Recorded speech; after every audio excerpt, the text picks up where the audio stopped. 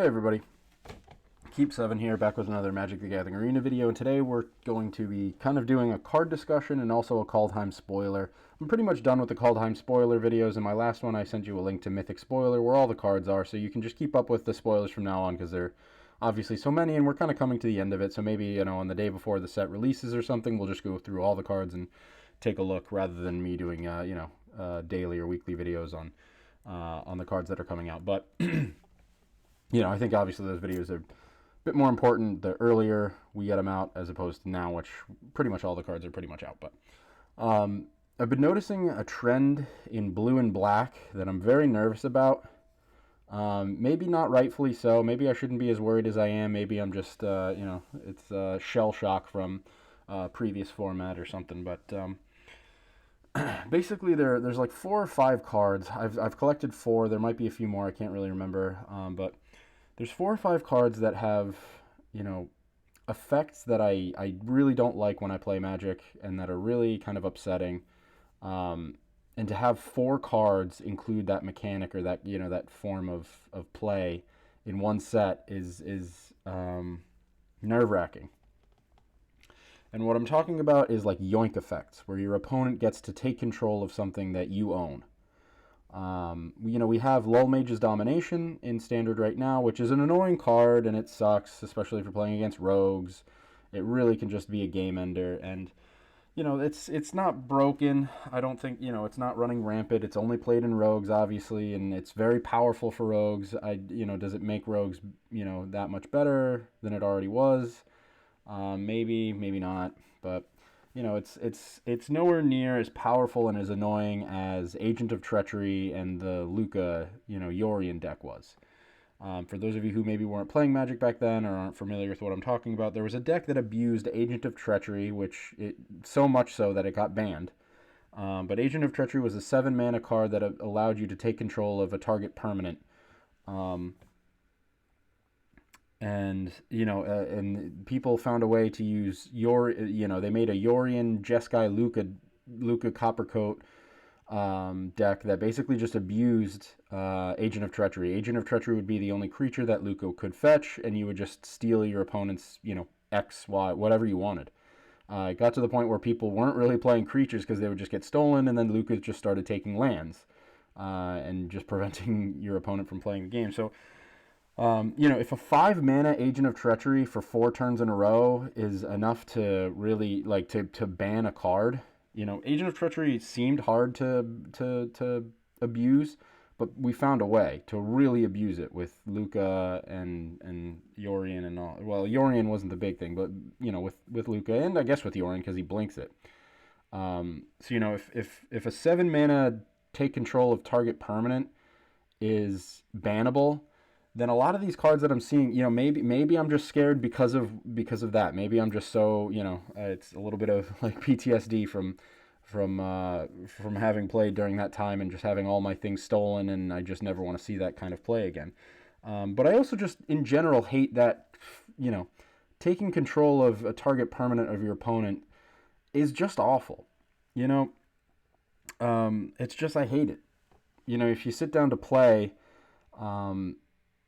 you just feel like, this is my deck, this is the way I'm playing the game, and then when your opponent's just like, well, I'm just taking all of it. Like, I don't have a distinct plan myself, I'm just going to take whatever you play, and then it's mine, and I'll beat you with your own cards. It's just, that's a way to play the game, and that's fine. And if that's the way you want to play it, that's your prerogative, but I personally just hate it. And if I sat down to play with somebody and their paper deck was just a bunch of steal effects, Act of Treason effects, Agent of Treachery type things, I'd just be like, no, I'm not playing this game. This isn't fun. I brought my cards to the table, not for you to just take them all and play them against me. I expected you to bring your own cards to the table, your own game plan, so that you could express yourself in your way and I could express myself in my way. If you want to be an aggro deck person, that's totally cool. That's the way you want to play. That's a legitimate and fine way, and I guess stealing my stuff is too. But I guess the point I'm making is I personally just don't really like it, and I think it's kind of a lame way to play the game.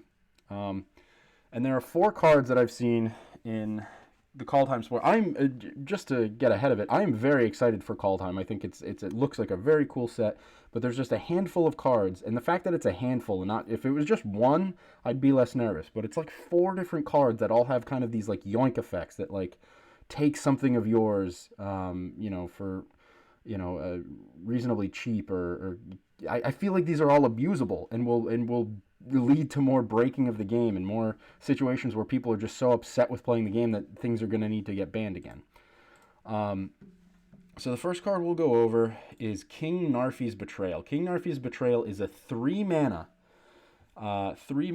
enchantment saga. So the first chapter with 3 chapters. First chapter. Each player mills 4 cards. Then you may exile up to 1 creature or planeswalker card from each graveyard. And then chapters 2 and 3. Until end of turn, you may cast spells among the cards exiled with Kingnarfys Betrayal, and you may spend mana as though it were mana of any color to cast those spells.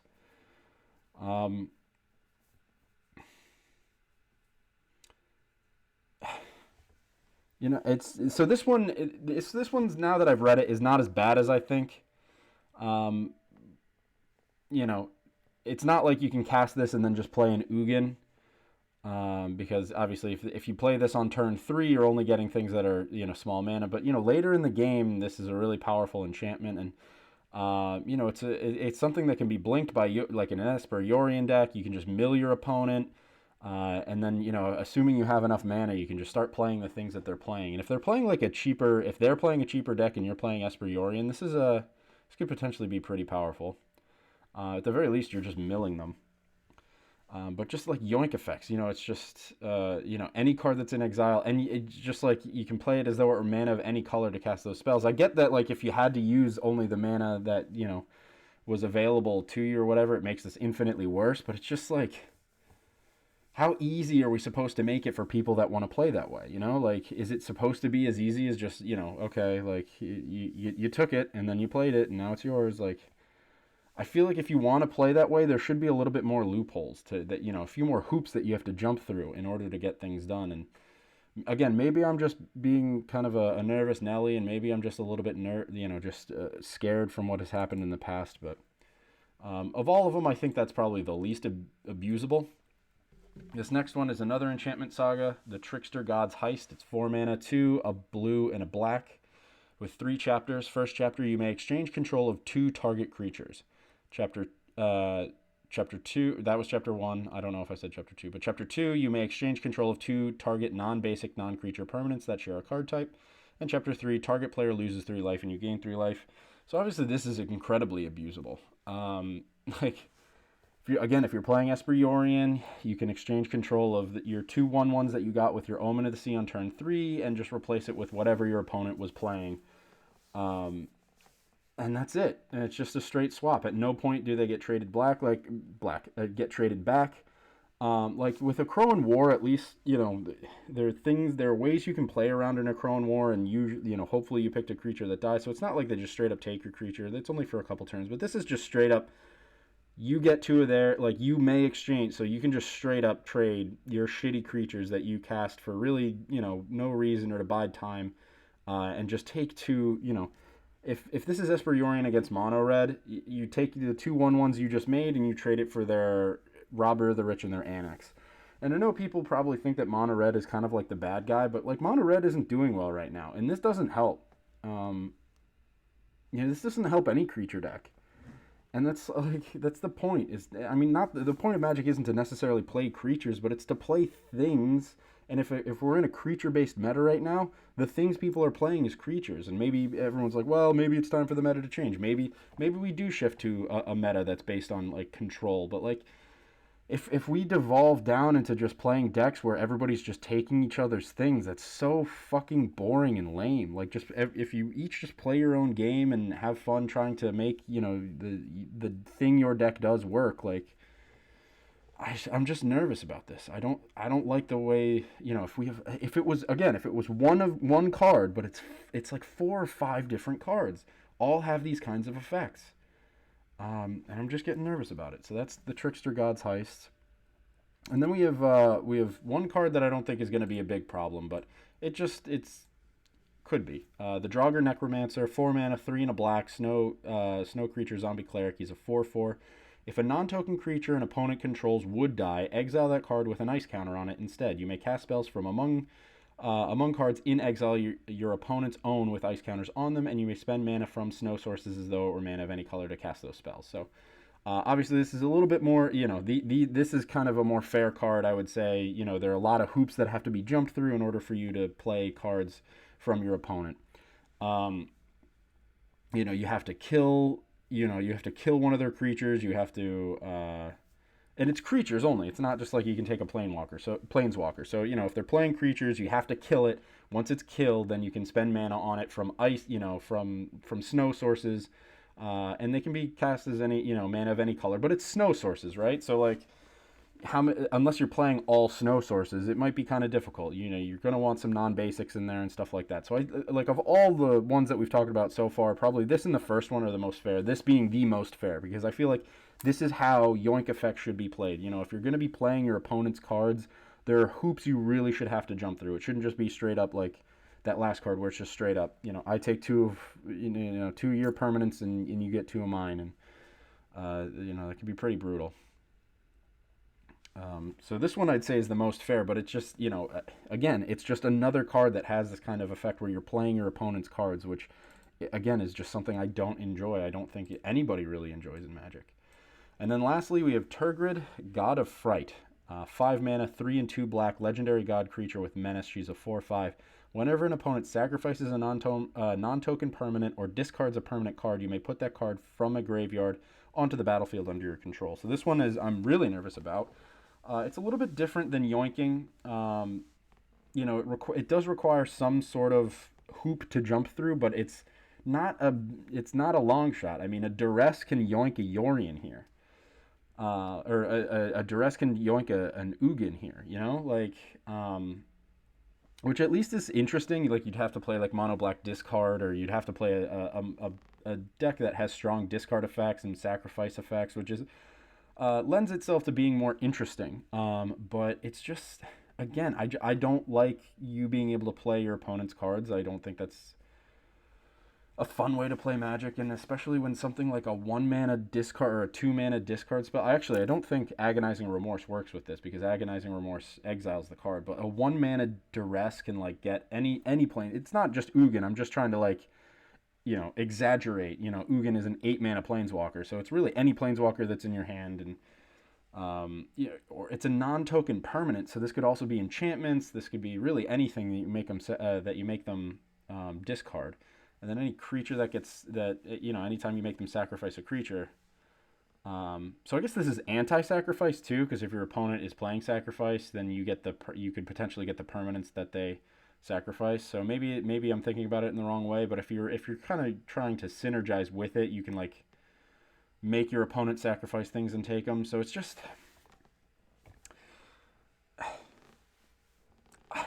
so if people, and that's the thing, all of these cards are potentially like kind of not that, other than the 4 mana enchantment, all of these cards are potentially not that bad. But like, I used to think the same thing about Agent of Treachery. Oh, he's a 7 mana spell. They only take one thing. Like, what are people going to do? And people found a way to abuse him.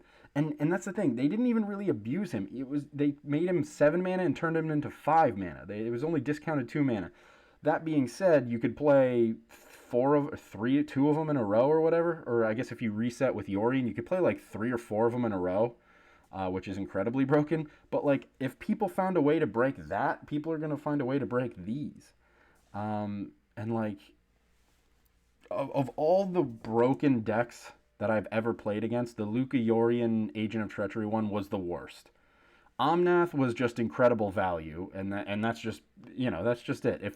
If a card is so broken it generates a lot of value, gains life, does all this stuff, at least they're not just like going into your deck, taking your things and playing them against you and smacking you in the like. Right? Like, okay, like, Uro's broken, and Uro's a very powerful card, and it's annoying to play against, it's annoying to see, but at least it's, like, doing its own thing. At least its thing is just being a strong card. At least Omnath's thing was just being a strong card. These cards that take things from you, like, it's uninventive, it's uninspired, and it's just boring. And I think it's really, I don't know, just kind of heartless. It takes the heart out of the game. The game is, you have your deck, and it's, you have the thing you want to do, whether it's attack face really fast and get your opponent, overwhelmed, or if it's to control the game, you want to, counter spells, control the tempo of the game, and then slam a big creature at the end of it, or if you just want to play big creatures over and over and over again, like, it's the game is about expressing yourself, and if the way you want to express yourself is to just take the things that your opponents do, it's just kind of lame.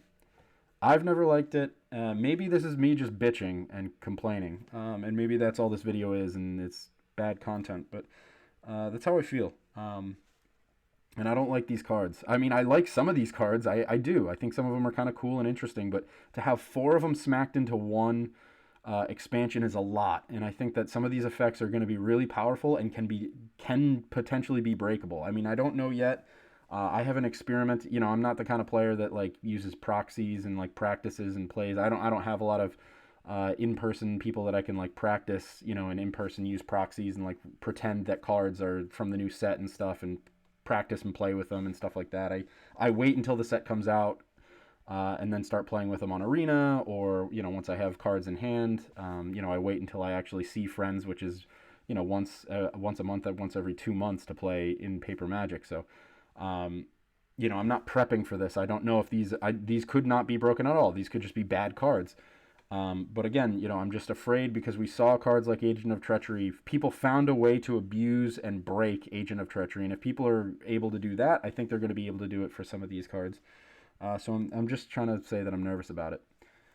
And I'm not trying to, if that's the way you want to play Magic, I'm not trying to shit all over you. I don't agree with the way you play Magic. If we sat down at a table together, I'd probably just say move on, find somebody else. And it's not, it's just because that's not the way I want to play it. And we all have I know some people who don't want to play against, I see comments on Reddit all the time about how annoying it is to play against control. I see streamers literally just shit on entire archetypes of the game, and that's totally fine. If you hate control and you sit down and somebody wants to play control against you, you can totally just say, I don't want to play that game, and that's what the concede button is for on Arena. We all have the right to play against what we want to play against, and I just really hope that this doesn't become a thing, because I hate logging in and then queuing up my first game, and it's just a game where everything that I play, everything that I work for just gets taken, and then you just kind of sit there kind of in shock, and you're just kind of, it's discouraging. So yeah, maybe that's enough bitching from me, being a little sad sack, but hopefully, for those of you out there, what do you guys think about these cards? Do you think these cards are breakable? Do you think these cards are good? Or do you think these cards are trash and I'm just being kind of a pussy and a little bit of a scaredy cat? And I'm maybe a little bit too afraid of the past to see these coming out and not be nervous about them. I am, and I'm really hoping that they're just bad cards. But I have a feeling that somehow, some way, these are going to be fine. People are going to find a way to break these. And potentially, we maybe, I'm not gonna say ban yet, but I'm gonna say it. If people find a way to abuse these, they're gonna get banned. If Agent of Treachery did, then these will. And that's my take. If Agent of Treachery if people found a way to abuse Agent of Treachery, people will find a way to abuse these, and something is gonna get banned. I would say the Trickster is one. Or something, maybe even Lull Mage's Domination. Maybe as things move forward, maybe, the Yoink Effects become too powerful and something needs to go, and maybe it's Lull Mage's Domination, the card that's already out. I don't think Lull Mage's Domination is particularly great right now. It's not seeing a ton of play. It sees enough play. It's a good card in certain matchups, but I don't think it's a great card across the board. But, as these Yoink Effects get more support with these cards in call time, I think something could get banned. So I'm going to say it outright right now. I think something potentially will get it. And again, I mean, I have the caveat, which makes me kind of a fence sitter. I'll just say it. I think something gets banned, because I think somebody's going to find a way to break these cards, and I think something will get banned. But who knows? I could just be nervous, and these could just be bad cards. So Hopefully, fingers crossed, I am totally wrong. But if people found a way to do it with Agent of Treachery, they can find a way to. And I think that's one of the reasons why none of these are really creature. Like the strongest one isn't a creature; it's an enchantment saga. But it can get blinked with Yorion and stuff like that, you know. So I don't know. That's enough of me bitching and complaining. I'm nervous. What do you guys think of these cards? Thanks for watching, everybody. Catch you in the next one.